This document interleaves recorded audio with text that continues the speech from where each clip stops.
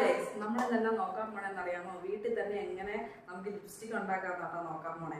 അതിനുവേണ്ടി ഇവർ ആദ്യം എടുത്തേക്കുന്നതെന്നറിയാമോ? ബീട്രൂട്ട് എടുത്തിട്ട് അത് ഗ്രൈൻഡ് ചെയ്യുക കേട്ടോ. നന്നായിട്ട് ഗ്രൈൻഡ് ചെയ്തതിന് ശേഷം അത് വെയിലത്ത് വെച്ച് ഉണക്കുക. ഒരു 3-4 ദിവസം. നല്ല വെയിലുണ്ടെങ്കിൽ 2 ദിവസത്തിനുള്ളിൽ നമുക്ക് ഉണങ്ങി കിട്ടും.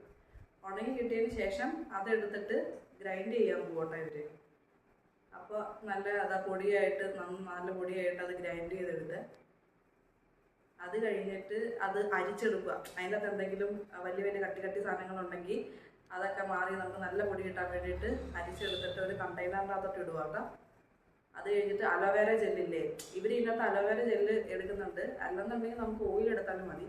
ഇതിപ്പോൾ അലോവേര ജെല്ല് ഇവരെ എടുത്തിട്ട് അത് രണ്ടും കൂടെ നന്നായിട്ട് മിക്സ് ചെയ്യുക. പൊടിയും കൂടി ഇട്ട് നന്നായിട്ട് മിക്സ് ചെയ്ത് കഴിയുമ്പോൾ നല്ല നാച്ചുറൽ കളറുള്ള ലിപ്സ്റ്റിക്ക് നമുക്ക് കിട്ടിയിട്ടുണ്ട്.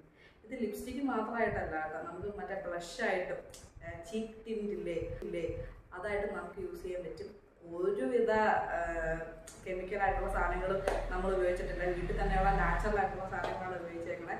നിങ്ങൾ ട്രൈ ചെയ്ത് നോക്കുക. നിങ്ങൾക്ക് ഇഷ്ടപ്പെടുകയാണെന്നുണ്ടെങ്കിൽ ലൈക്ക് ചെയ്യുക, സബ്സ്ക്രൈബ് ചെയ്യുക.